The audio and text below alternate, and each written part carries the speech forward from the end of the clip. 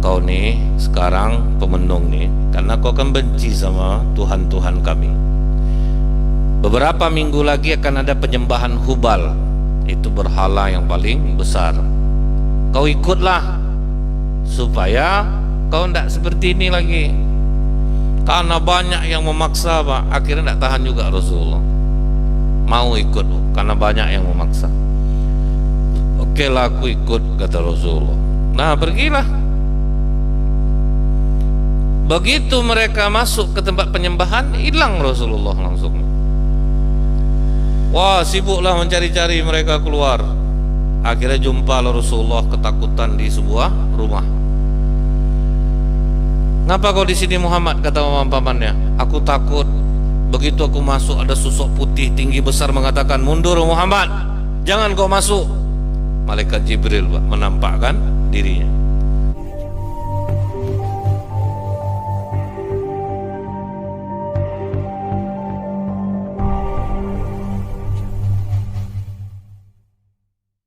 Assalamualaikum warahmatullahi wabarakatuh. Innal hamdalillah nahmaduhu wa nasta'inu wa nastaghfiruh wa na'udzu billahi min syururi anfusina wa min sayyiati a'malina. May yahdihillahu fala mudhillalah wa may yudlil fala hadiyalah. Asyhadu an la ilaha illallah wahdahu la syarikalah wa asyhadu anna Muhammadan abduhu wa rasuluh. Allahumma sholli wa sallim wa barik ala hadzal nabiyil karim wa ala alihi wa sahbihi ajmain. Bapak Ketua Masjid beserta pengurus yang saya hormati, alim ulama, tokoh masyarakat, cerdik pandai, Bapak Ibu, orang tua saya yang saya muliakan, hadirin hadirat yang semoga kita semua senantiasa dirahmati oleh Allah. Kembali kita bersyukur kepada Allah atas nikmat iman dan keistiqomahan yang dianugerahkan Allah, sehingga memudahkan Bapak Ibu untuk duduk di majelis ilmu ini. Majelis yang sangat berat, Pak. Majelis yang sangat berat, dan Allah memberikan karunia itu kepada Bapak Ibu, dan ini yang patut kita syukuri. Karena memang kalau kita tanyakan kenapa kok pahala duduk di majelis ilmu itu begitu besar, sampai kata Rasulullah, wa banallahu lahu baitan fil jannah, Allah bangunkan rumah di surga untuknya, min yakutatin, dari mutiara yakut yang sangat indah. Karena berat itulah, Pak. Karena berat ya, duduk di majelis ilmu ini berat. Sampai-sampai ya Bu ya, duduk kita di majelis ilmu nih, sampai tidak ngerti kita apa yang disampaikan Ustaz tuh, sampai bingung kita, tapi tetap bertahan duduk, itu pun dapat pahala, Pak. Tidak perlu suka, duduk aja lah, tahan, muak tuh, udah muak hati nih kok ini ya, tetap terhitung, tetap juga dapat pahala. Begitu betul lah berharganya majelis ilmu ini. Saya masih ingat ceramah di Mutmainnah Polda Riau nih, bawa bapaknya 2 orang, Pak, ibu-ibunya 5 orang. Begitulah pengajian maghrib waktu itu dulu.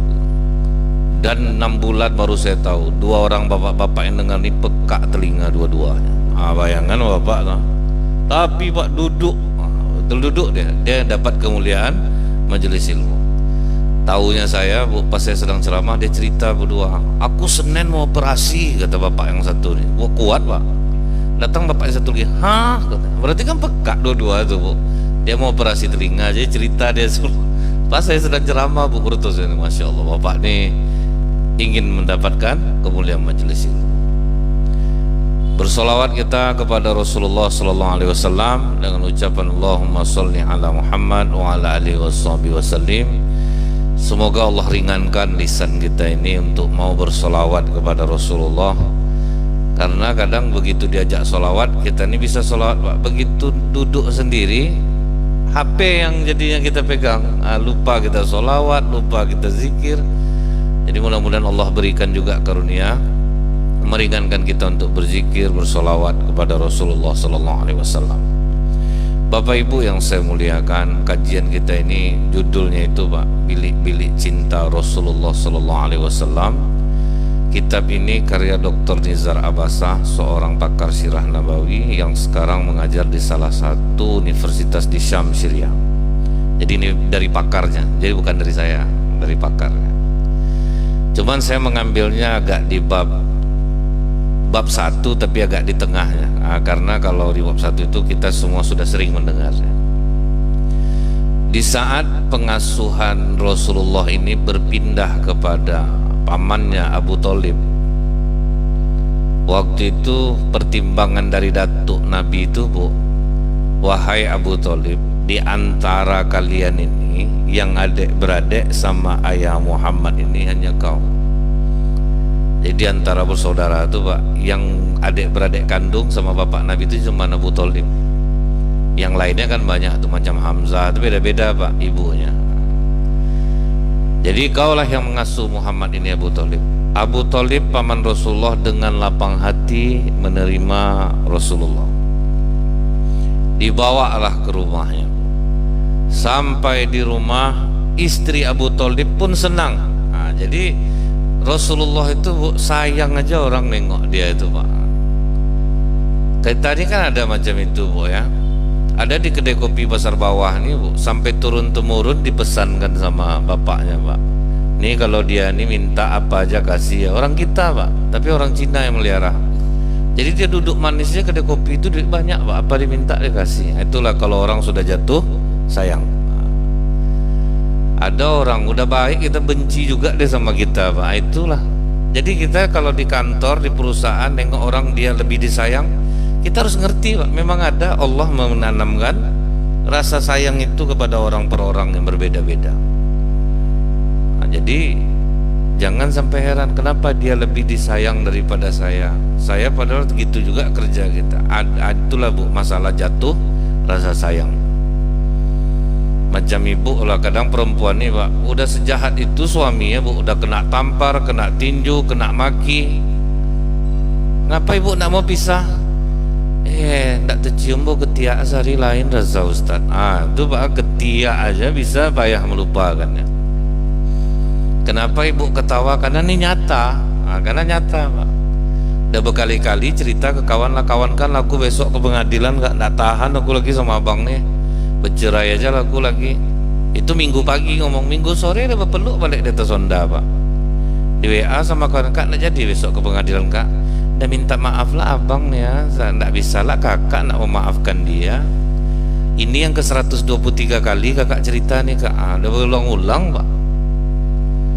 Nah jadi, Bu, ya, sayang tante Rasulullah ini, istri Abu Thalib ini namanya juga Fatimah, Pak. Jadi istri Abu Thalib Fatimah juga namanya. Jadi kalau ada terdengar, masa ya Fatimah, itu udah jelas anak Rasulullah, masa istri Abu Thalib, itulah nama ya, Pak, ya. Sama dengan kasus Harun saudara Maryam. Harun yang di masa Nabi Isa sama Nabi Harun itu beda. Jadi itu sering dipermasalahkan orang. Jauh betul jarak Nabi Harun. Orang dulu suka memberi nama anaknya nama nabi-nabi mereka, nama orang-orang soleh mereka. Kita nih yang tidak mau ngasih nama-nama orang soleh. Nonton sinetron kasih nama itulah. Nonton bola kasih nama pemain bola. Kalau dulu orang suka memberi nama dengan nama-nama orang-orang soleh mereka, berharap dengan nama itu ada tuahnya, Pak. Karena nama itu adalah doa.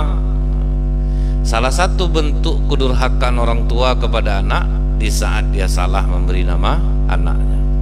Dan itu terjadi pada masa Umar bin Khattab radhiyallahu an, di mana ada seorang anak laki-laki memukul kepala bapak.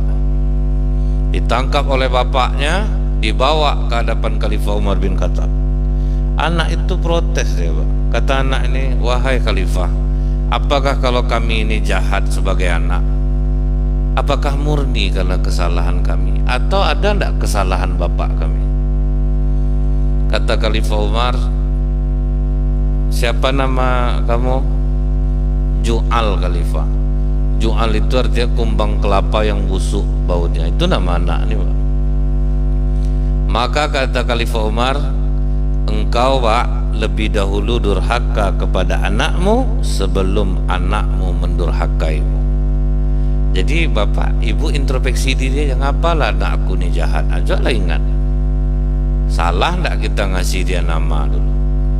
Ibu suka nonton film India, Hrithik Roshan, siapa lagi bintang, kasih nama itu Hema Malini, ya, Pak, ya. Niatnya itu Hema, kasih nama Hema. Karena waktu itu nonton film India, kecuali adalah Hema Soleha gitu ya Pak ya, kasih Hema juga namanya, karena memang nggak bisa juga jadi patokan. Banyak orang ngasih nama anak Muhammad, di lembaga banyak nama Muhammad Pak. Jadi tergantung niat, tergantung ini nama bagus, kasih niat bagus. Nah setelah itu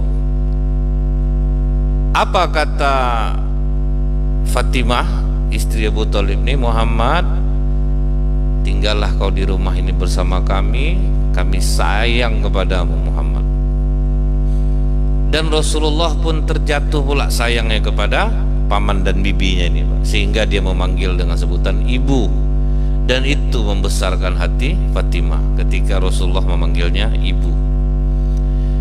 Cuman anak Abu Thalib ini banyak Pak, ada Ja'far, ada Uqail, ada Thalib, ada Ali, ada Fatikah. Fatikah itu Ummu Hani Pak. Ummu Hani inilah cinta pertama Rasulullah. Jadi kata orang kan Ummul Mukminin Khadijah istri pertama, cinta pertama Rasulullah itu kepada Fatikah. Cuman tuh ditolak. Jadi jangan ibu kira Rasulullah itu tidak ada ditolak cintanya Pak. Tidak sesemulus yang kita dengar-dengar selama ini. Diminta oleh Rasulullah kepada Abu Thalib setelah dewasa nih Pak, paman, izinkanlah aku menikah dengan Fatikah. Kata pamannya, Fatikah ini akan kita nikahkan dengan klan ibumu Muhammad, supaya masih ada kita berhubungan dengan keluarga ibumu. Ditolak Pak. Oh itu kan pamannya nolak. Ini lagi Pak, ketika Ummul Mukminin Khadijah meninggal, Rasulullah mencoba melamar lagi. Sekarang ini Ummu Haninya yang nolak. Siapa yang tidak mau dengan kau ya Rasulullah? Kau seorang Rasul. Tapi kalau aku jangan. Aku anak punya, jadi nanti sibuk. Pandailah dia nolaknya Pak. Jadi jangan bapak itu terkecil-kecil hati lah ya Pak ya, ditolak cinta bapak. Rasulullah pun pernah kena tolak. Yang pertama Rasulullah tidak putus asa, kedua diulang tidak mau juga selesai gitu. Tidak ada masuk-masuk hati gitu. Kalau kita kan kalau diginikan asal jumpa kena buruk-buruk kan itu tuh lain, tidak betul perempuannya tuh. Karena dia kena tolak. Bapak nih Bu, udah tua-tua nih lain lah semangat mah Bu. Jangan ibu kira saya tahu betul tuh. Saya di Pandau tuh Pak, ada orang jual bubur ayam, perempuan umur 23 tahun, setahun yang lalu. Setiap saya pulang ceramah, darami aja bapak-bapak duduk dekat bubur ayam tuh Pak. Sampai saya heran Bu, sejak kapan lah atuk ini suka bubur ayam? Itu bingung saya tuh Pak. Kok bisa setiap hari Pak berkumpul di sana tuh. Jadi Bu, anak tuh menikah, gantilah sama emaknya sekarang, sepi bubur ayamnya, nggak ada atuk-atuk tuh duduk situ lagi. Bapak ini ketawa karena betul Bu, apa yang saya bilang ini betul, lainlah semangatnya sebetulnya. Kemudian Pak, terjadi keanehan di saat paman Rasulullah ini dia mau berdagang ke Syam. Itu Rasulullah menangis sejadi-jadinya minta ikut. Tidak pernah itu dilakukan oleh Rasulullah. Biasanya senang membujuknya, tapi kali ini tidak mau Bu, tidak mau tinggal, pokoknya harus ikut. Udah banyak tante-tante paman yang membujuk, tetap tidak mau. Runtuh hati Abu Thalib. Udahlah Fatimah, siapkan barang-barang agar aku bawa Muhammad ini berangkat ke Syam. Dan itu perjalanannya 3 bulan pergi, 3 bulan pulang. Jadi cukup lama Bu. Disitulah terhibur hati paman Rasulullah melihat wajah dia ceria sepanjang jalan itu Pak. Jadi makanya ya Bu ya, wajah yang ceria itu bisa memasukkan rasa bahagia ke dalam hati orang lain. Cobalah Pak, bapak duduk sama orang cerungut setengah jam Pak, letih mental kita dibuat turun, imun dibuatnya Bu. Cerungut kerja. Misalnya nih Pak, anak bapak pulang dalam keadaan termenung, risau minta ampun tuh Pak. Cak tanya ngapa dia tuh, ada masalah apa tuh? Itulah bahayanya muka kita nih. Jadi muka kita ini bisa cari rezeki, muka kita ini pun bisa menghancurkan orang. Itulah ngerinya Bu ya, senyuman tuh. Sampai Pak, di Rusia ada rumah sakit yang mengajarkan, ada sekolah yang mengajarkan muridnya untuk tersenyum. Rasulullah udah lama nyuruh kita umat Islam, kita tidak mau ngamalkan. Di Amerika Bu, sampai ada rumah sakit yang punya ruangan smiling room, kamar tersenyum. Orang yang udah parah-parah, sakit diabetes, darah tinggi, mah akut, dimasukkan ke dalam ruangan itu 60 menit satu hari untuk bisa ketawa dan tersenyum. Sehat Pak. Jadi udahlah Pak, jangan wibawa-wibawa juga di rumah lagi Pak. Banyak penyakit Bapak nanti. Ini kadang makin taat ibadah makin lain menung ya Bu. Itu aneh itu Pak, ngapa jadi macam itu jadinya? Sampai istri bilang bagus dia tak sembahyang dulu Ustaz, enak ketawanya.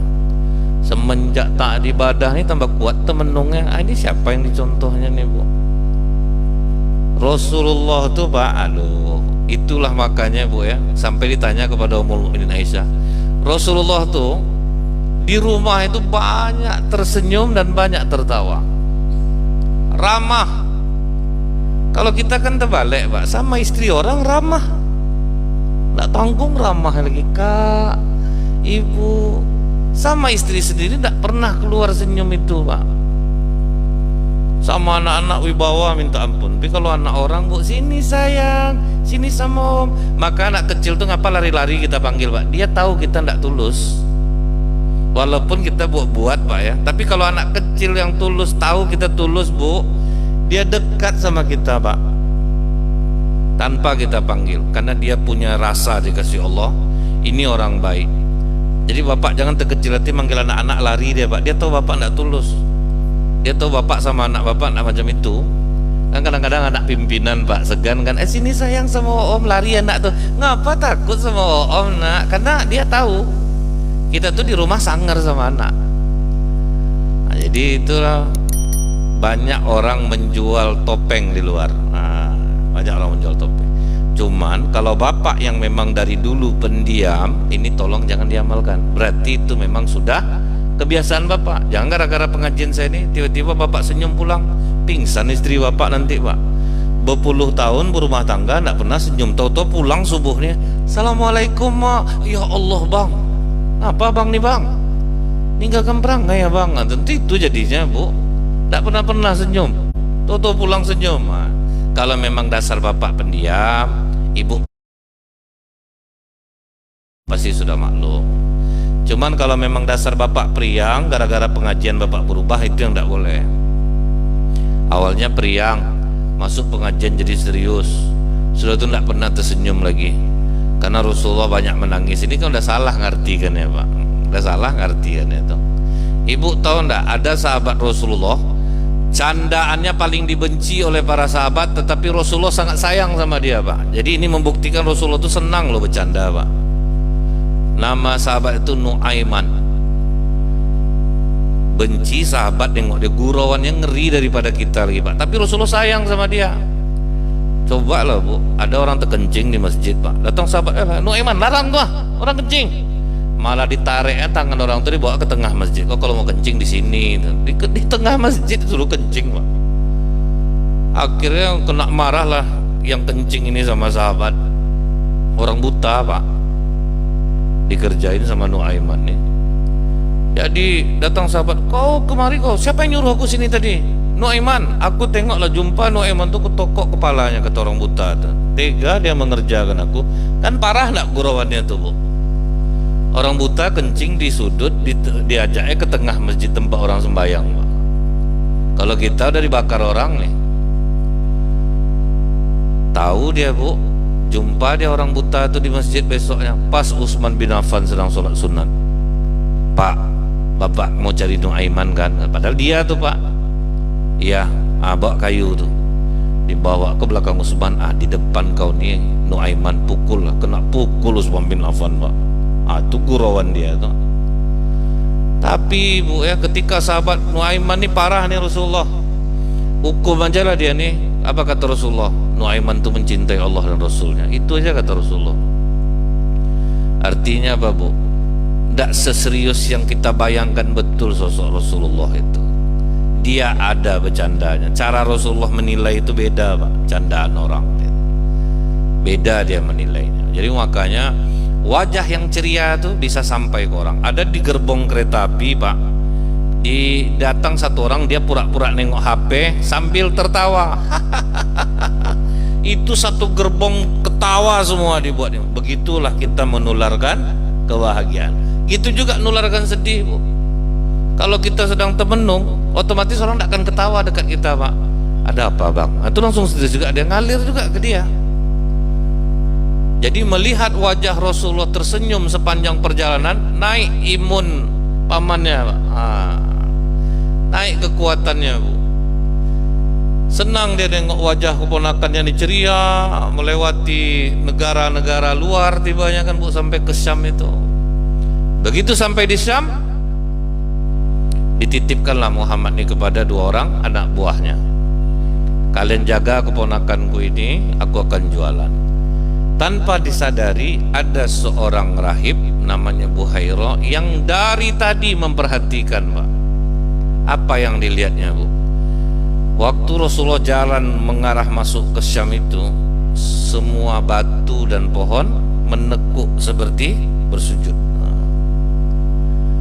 Ada awan yang selalu mengiringi Rasulullah, sehingga merasa teduh rombongan terjadinya. Ini pasti anak, bukan sembarangan ini. Begitu Abu Thalib selesai, datang anak buahnya yang dua orang ngasih tahu, rahib itu ngajak ke atas tadi, katanya. Dia pesan sama kami suruh ajak ke atas Muhammad ini. Dari bawa Abu Thalib lah, dia mau ngajak makan nih rahib ini, Pak. Sampai di atas, boleh aku cerita dengan anak ini, kata rahib Buhairah. Oh boleh, silakan. Siapa namamu, nak? Muhammad. Kau akan makan, bolehkah kau membaca demi Lata dan Uzza kita sebelum makan? Langsung ngamuk Rasulullah. Jangan sebutkan nama dua berhala itu, aku sangat membenci. Langsung senyum rahib ini. Boleh aku lihat punggungnya? Boleh, tengok punggungnya. Nampaklah lambang cap kenabian Rasulullah SAW. Disitulah rahib Buhairah yakin inilah Rasul akhir zaman. Dipanggilnya Abu Thalib. Kau siapanya? Aku bapaknya. Nah, bapak anak ini udah meninggal nih. Oh, dari mana kau tahu? Karena dalam kitab kami, anak ini bapaknya seharusnya sudah mati. Iya betul, bapaknya sudah meninggal ketika dia masih dalam kandungan. Jadi diceritakan semua, Pak, dalam kitab rahib ini. Ini anak bakal jadi orang besar di akhir zaman ini. Tolong cepat kau bawa pulang. Karena kalau orang Yahudi melihatnya, mereka sangat mengenal anak ini. Anak ini akan dibunuhnya. Karena orang Yahudi mengenal Rasulullah ini, Bu, seperti mengenal anak kandung sendiri. Saking mereka tahu, saking mereka tahunya, Pak. Orang Yahudi itu, Bu, bukti dia yakin dengan Rasulullah itu apa? Sekarang kan sibuk mereka menanam pohon gorgot. Itu hadis yang sangat mereka takuti, Bu. Dia tahu Rasulullah ini perkataannya benar, bahwa Dajjal akan turun, bahwa Imam Mahdi itu akan turun, kemudian semua orang Yahudi itu akan dibabat habis. Sampai yang bersembunyi di belakang batu pun, batu itu bicara, ada orang Yahudi di belakangku, kecuali yang bersembunyi di balik pohon gorgot. Makanya mereka sekarang menanam pohon gorgot. Mereka tahu kebenaran itu, Pak. Mereka tahu dia. Nah, jadi ketakutanlah Abu Thalib. Sepanjang jalan pulang itu tidak sama lagi dengan pergi, Pak. Waktu pergi ceria, pulang penuh dengan ketakutan, melindungi Rasulullah. Tenang hati Abu Thalib begitu sudah sampai di Mekah. Baru Abu Thalib cerita. Setelah diceritakan Abu Thalib, maka kata Fatimah, itulah mungkin maksud Tuhan mengapa anak ini minta ikut supaya menunjukkan kepadamu bahwa keponakan kita ini bakal menjadi orang besar suatu hari nanti. Dan jangan khawatir suamiku, di Mekah ini tidak ada orang Yahudi. Mereka hanya datang berdagang kemudian pergi. Jadi jangan khawatir, mereka tidak akan menemukan Muhammad ini. Mulai lagi terjadi keanehan berikutnya. Pemenung Rasulullah setelah pulang dari Syam sering temenung, sering duduk sendirian, diajak ngobrol tidak mau. Nah, risau orang serumah ini mengalir juga dia. Akhirnya rapat keluarga, ini Muhammad dah lain nampaknya nih, pemenung dia akhir-akhir ini. Kata pamannya, apa ndak pemenung, apa ndak rusak pikiran dia. Dia benci sama berhala kita, dia benci sama Tuhan kita. Tentu Tuhan kita marah sama dia, maka dia jadi kayak gitu. Jadi terus seperti ini Bu, asal ada orang, misal dia dulu ikut pengajian yang agak melenceng, keluar dia dari pengajian itu sakit dia, itu kawan-kawan ngajinya ngomongnya itu tuh, itulah keluar dari kelompok kami, itu akibatnya sakit-sakit jadi. Tidak boleh pula sakit sudah itu Pak, kan ngeri itu namanya Pak ya. Jadi ada kalau di daerah Bukit Tinggi dulu, saya ada jumpa orang yang guru lebih mulia daripada orang tua. Apabila orang tua tidak masuk sama pengajiannya sama dia, maka tidak akan bertemu di surga. Itu wallahi, itu memang saya sendiri ngalaminya langsung ke orangnya gitu. Bahkan saya sudah pernah diadu sama gurunya. Heran lah saya Pak, masalah diadu ada-ada aja. Kadang heran juga saya. Itu makanya Bu, kata orang bahaya dengan pengikut, hati-hati dengan pengikut. Masih ingat saya tuh di Gunung Pangilun, Padang, saya dipertemukan dengan gurunya. Tanda hitam di keningnya ini Pak, lah enggak bersiaga Pak. Waktu itu masalahnya apa Bu? Masalah sewa ruko. Waktu itu sewa ruko Jalan Sudirman Padang itu masih 22 juta. Waktu itu masih 22 juta. 2003 2005 lah Pak. Jadi kurang-kurangnya paling 20 atau 21. Datang mereka bilang, datang ke tempat guru kami, bisa digoyang harga nih sampai 15. Jadi saya bilang, kalaupun iya, jangan dibawa-bawa agama ini untuk kepentingan dunia. Dan jangan sesuatu orang yang udah sepakat, misal di jalan sini 35 ruko gitu Pak ya, setahun. Oh kita zikirkan supaya turun dosa kita tuh Pak. Karena memang pasarannya segitu. Tidak boleh kita jadikan agama ini untuk kalaupun turun tuh dari iblis lagi tuh Pak. Supaya kita semakin menjadi-jadi keyakinan kita. Jadi saya bilang, demi Allah, berkurang 5 rupiah pun berguru saya sama guru kalian. Disitulah diadu ya Pak. Jumpalah saya sama gurunya tuh. Muridnya Pak, ini botol aqua, ini bosun susun nih. Ini aqua bukan aqua ya, ini mineral. Bosun susun tuh Pak, panjang orang mau datang minta doa dia. Jadi saya bilang, dia pertama ngomong, dah oke, dah saya tengok rukonya, besok lah bisa tuh. Jadi saya bilang tidak bisa Pak, karena memang pasarnya segitu. Dia agak ketawa mereng lah ke saya.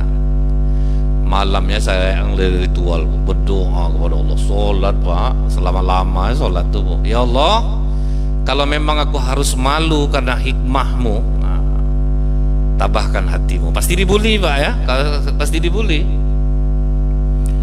Dan Rasulullah pernah ngalami ini. Ketika orang kafir mengatakan, bisa kau ubah Bukit Uhud ini jadi emas, masuk Islam kami. Rasulullah berdoa Pak, ya Allah jadikanlah Bukit Uhud ini emas, mereka akan masuk Islam. Kata Allah, oke, aku jadikan emas, tapi sempat tidak beriman dia, aku azab penduduk Mekah nih. Kata Rasulullah, tidak jadi ya Allah. Akhirnya kan dibully Rasulullah Pak, buktinya Bukit Uhud tidak jadi emas. Jadi saya udah nyantai aja tuh Bu, kalau memang aku benar ya Allah, dan memang kau ingin menampakkannya, aku serahkan kepadamu. Tapi kalau memang aku harus dipermalukan, sabarkan aku ya Allah, karena aku tahu kau mengandung hikmah di balik ini. Rupa besok Pak 5 rupiah pun tidak bergeser angka. Mulai tertarik beberapa orang pengikutnya. Nah itu Bu ya, yang keluar dari kelompok itu sering sakit-sakitan Pak, sakit kepala, bergemetar. Jadi alasan orang itulah akibat keluar dari kelompok kami. Jadi sering seperti itu Bu, orang yang agak menyeleweng, kalau orang keluar dari sana sakit itu semakin menguatkan dia. Tuh tengok siapa tuh kemarin nggak keluar dari kelompok kami, tengoklah jadi. Nah gitu juga Rasulullah ini benar malah dianggap sakit gara-gara menghina berhala. Maka keluarganya berusaha membujuk Rasulullah, Muhammad, kau nih sekarang pemenung nih, karena kau kan benci sama Tuhan-Tuhan kami. Beberapa minggu lagi akan ada penyembahan Hubal, itu berhala yang paling besar. Kau ikutlah supaya kau tidak seperti ini lagi. Karena banyak yang memaksa Pak, akhirnya tidak tahan juga Rasulullah, mau ikut karena banyak yang memaksa. Oke lah aku ikut, kata Rasulullah. Nah pergilah. Begitu mereka masuk ke tempat penyembahan, hilang Rasulullah langsung. Wah sibuklah mencari-cari mereka keluar. Akhirnya jumpa Rasulullah ketakutan di sebuah rumah. Ngapa kau di sini Muhammad, kata pamannya. Aku takut. Begitu aku masuk ada sosok putih tinggi besar mengatakan, mundur Muhammad, jangan kau masuk. Malaikat Jibril Pak, menampakkan dirinya. Makanya Rasulullah menggigil. Jadi Rasulullah tuh kalau nampak Jibril dalam wujud aslinya sering shock Pak, karena terlalu besar dengan sayap yang teramat banyak. Waktu itu belum terbiasa. Jadi di awal-awal wahyu turun, akhirnya Jibril selalu menjelma menjadi wajah sahabat untuk menyampaikan wahyu. Karena shock waktu di Gua Hira kan shock lagi Rasulullah jumpa dengan Jibril. Bukan jelek karena terlalu besar. Kan kata Rasulullah memenuhi bumi ini, ya, itulah besar ya. Apa enggak takut Pak? Akhirnya paman dan tante-tantenya ngomong, udahlah kita biarkan aja lah Muhammad ini, dia ini memang aneh, diam aja lah lagi. Diceritakan Abu Thalib lah pengalamannya di Syam. Akhirnya semua paman dan tantenya diam. Disitulah baru muncul akhlak-akhlak mulia Rasulullah. Nah, salah satu contohnya apa? Anak Abu Thalib ini banyak, jadi kalau makan tuh berebut, dan makanan sering kekurangan, minuman sering kekurangan, susu tuh sering kurang. Dan Rasulullah lebih memilih mengalah Pak kalau untuk makan. Ini akhlak yang luar biasa Pak. Kita aja yang orang dewasa nih Bu ya, kalau udah cerita makan tuh aja payah mau sabar kita Pak.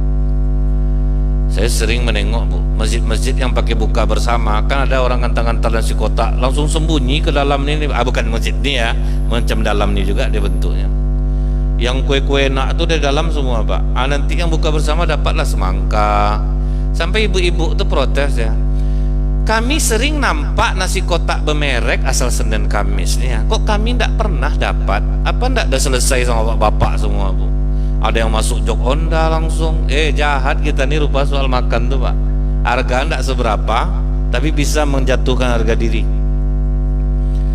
Bisa ibu-ibu berantem gara-gara rebutan nasi ramas Bu, dalam masjid mau buka bersama tuh Pak.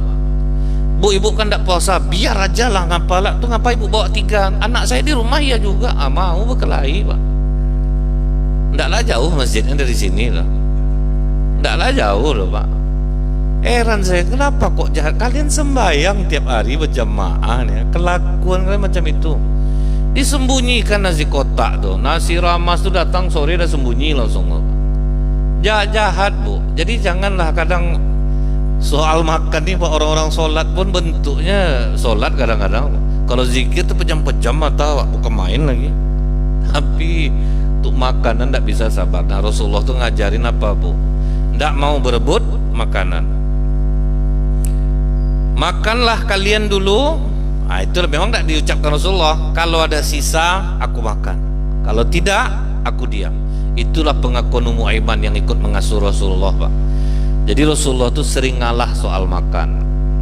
Bahkan dia sering tidak makan dan minum air zam-zam untuk mengenyangkan perutnya. Itulah baiknya akhlak Rasulullah itu, Bu, yang perlu kita tanamkan kepada anak-anak. Jangan berebut. Kadang-kadang anak-anak Pak ya, kalau kita ajak makan, ayam dipegangnya, daging dipegangnya Pak, padahal belum tentu habis segini. Ya, itu yang kita tanamkan tuh, Bu, sabar makan. Ada tayangan beberapa hari yang lalu, dia sebelum makan adik-beradik 2 orang berdoa, Bu. Rupanya doa abangnya itu panjang Pak, lama betul mau makan tuh Pak. Adik udah gelisah mengaminkan, amin, mudah-mudahan dengan makanan ini kita diberikan rezeki dari Tuhan. Mau apa kecil-kecil, akhirnya ngamuk ditepuk, abang kau panjang kali doa kau, orang lapar ya. Payah memang sabar mau makan tuh Pak. Jadi itu Bu ya, jangan berebut makan. Paling tidak kita doakan jangan lauk tuh habis, itu aja Pak ya. Saya ingat dulu mantan wali kota Pekanbaru Pak Herman Abdullah itu setiap tahun mau bulan puasa kan ngundang tuh Pak, rombongan RT aja kan, nanti makan itu Pak, RW aja, Ustadz aja. Nggak ada Pak, sama Pak, soal makan tuh Ustadz tuh rupa sama juga, berebut juga. Sedang ceramah orang tuh kan ada kawan lain ceramah gitu Pak ya, lah panjang betul Ustadz ini ceramah, ada lapar, ada jam berapa hari ini dah. Sama juga Bu, begitu silahkan makan, nggak dapat kita lagi Pak, saking berebutnya itu nggak ada tertibnya lagi, sama aja sebetulnya, nampak asli.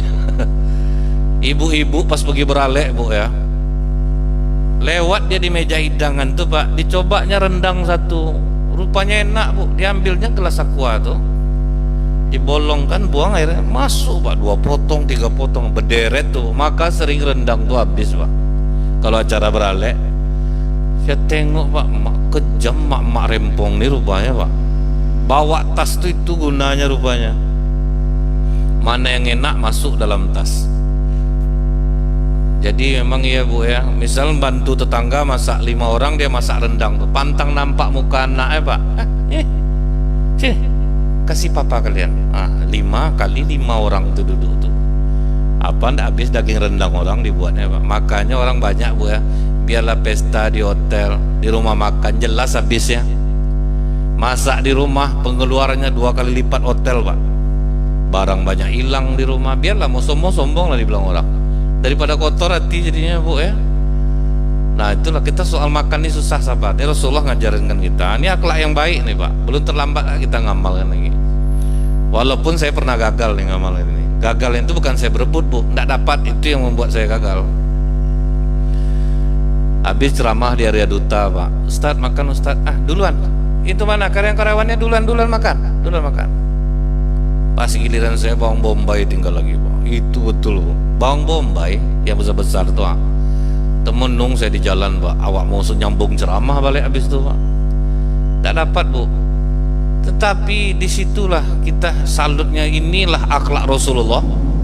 Apabila kita berhasil, insya Allah pasti kita harga diri akan dinaikkan oleh Allah, dan kita akan diberikan rasa kenyang oleh Allah daripada berebut. Nah alhamdulillahnya sekarang bapak-bapak ini tidak ada berebut lagi Bu. Nah, jadi tertib jalannya Pak ya, sambil berdoa, jangan sampai habis jengkol tuh, jangan sampai habis udang, itu sambil doa tuh.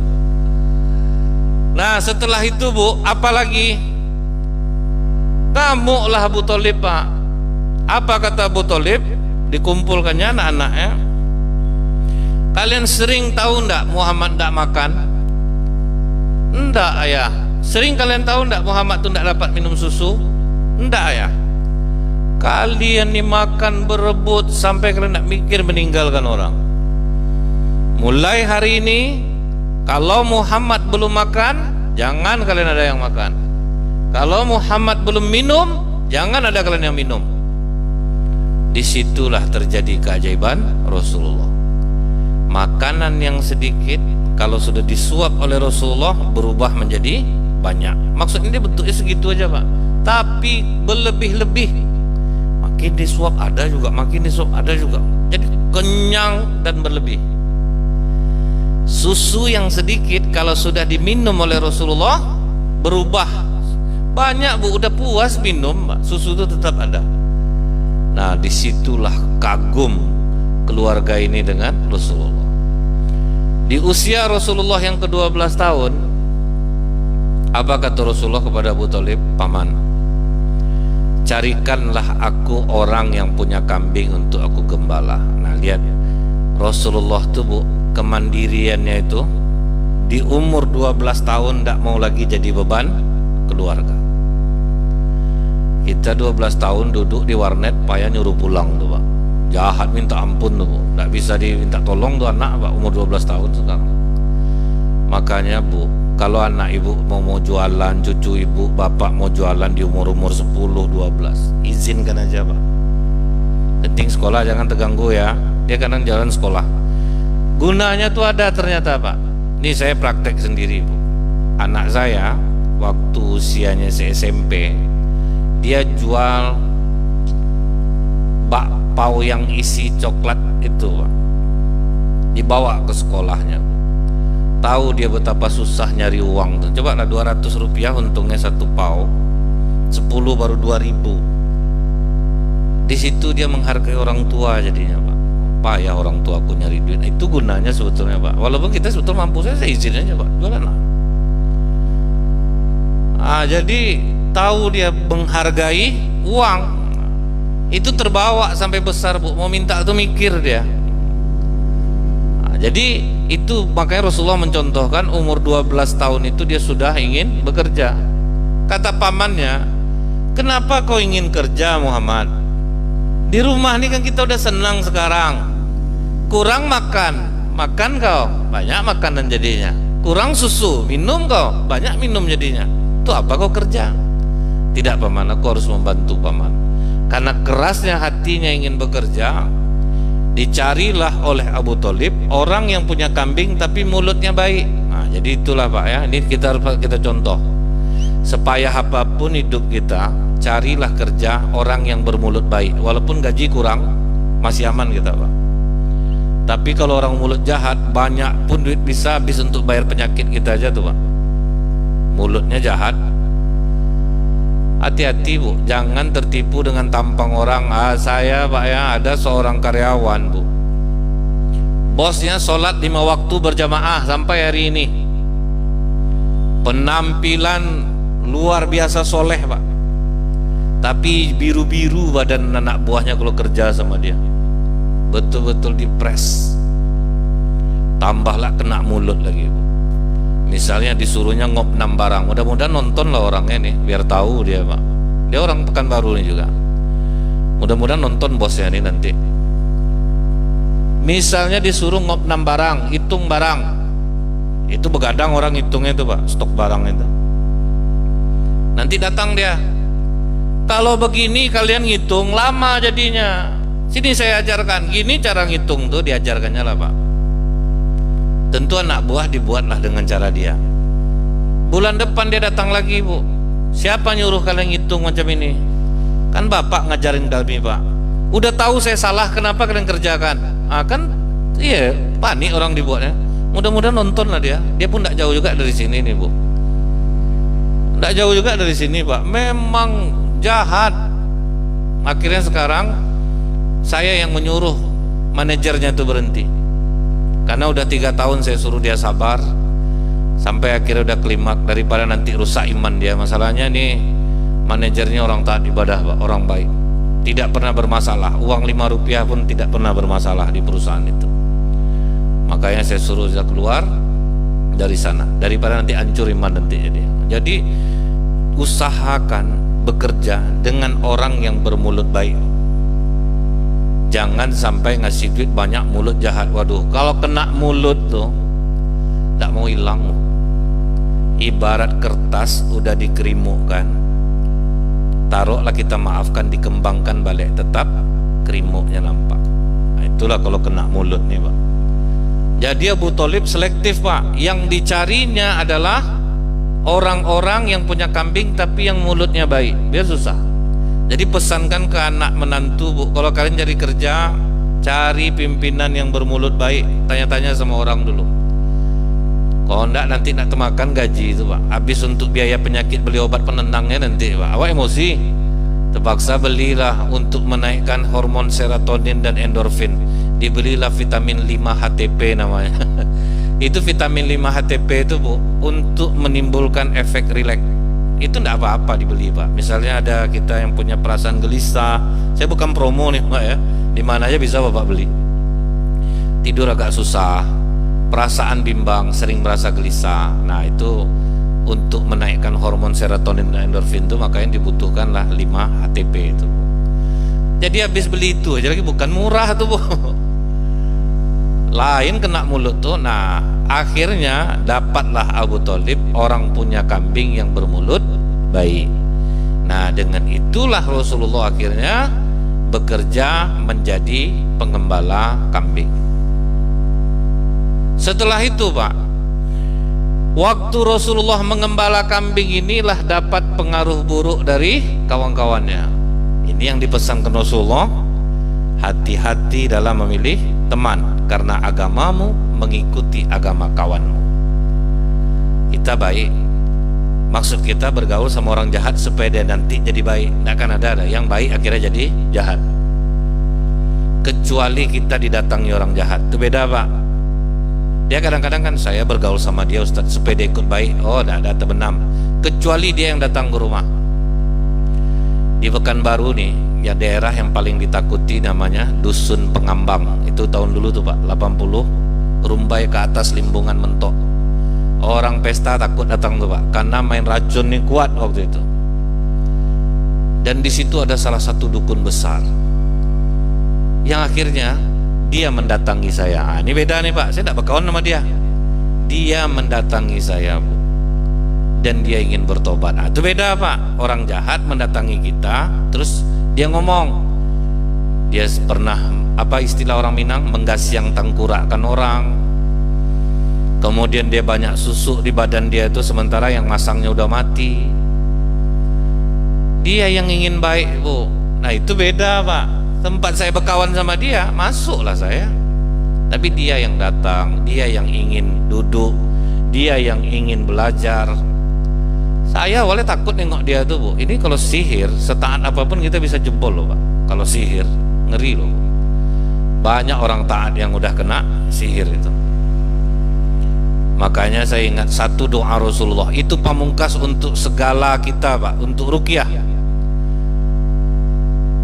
Ketika Rasulullah membacakan auzubillahi minasyaitonirrajim kepada jin ibrit, tak ngaruh Pak. Malah dia akan sodok Rasulullah pakai api. Malaikat Jibril turun. Apa yang diajarkan malaikat Jibril doa? Ya Allah, ini bahasa Indonesia nih ya Pak ya. Aku berlindung dengan kalimah-kalimahmu yang sempurna, yang tidak bisa ditembus oleh orang soleh ataupun orang jahat. Nah, orang baiknya tidak bisa nembusnya, apalagi orang jahat. Aku berlindung kepadamu dari kejahatan yang masuk ke dalam bumi dan yang keluar dari bumi. Aku berlindung kepadamu dari kejahatan yang turun dari langit dan yang naik ke langit. Aku berlindung kepadamu dari fitnah keburukan yang datang pada malam hari dan yang datang di siang hari. Dan aku berlindung kepadamu dari tamu yang datang di malam hari dan tamu yang datang di siang hari, kecuali yang membawa kebaikan. Nah, jadi tidak usah khawatir lagi Pak. Siapa yang menemukan Bapak, insya Allah itu orang baik lagi. Tidak risau kita lagi. Dengan itu pingsan jin ibrit. Nah, simple sebetulnya doanya Pak. Itulah pamungkas orang-orang ruqyah itu Pak. Nah jadi ini ingat ya Bu ya, bahwa kalau misalnya kita berteman dengan orang jahat, kita akan termasuk ke dalamnya. Tetapi bila mereka yang mendatangi kita, itu beda Pak. Kita tidak ingin berteman sama dia, dia yang mau, insya Allah aman. Nah jadi mudah-mudahan akan kita lanjutkan kembali. Subhanakallahumma bihamdika asyhadu an la ilaha illa anta astaghfiruka wa atubu ilaik. Assalamualaikum warahmatullahi wabarakatuh.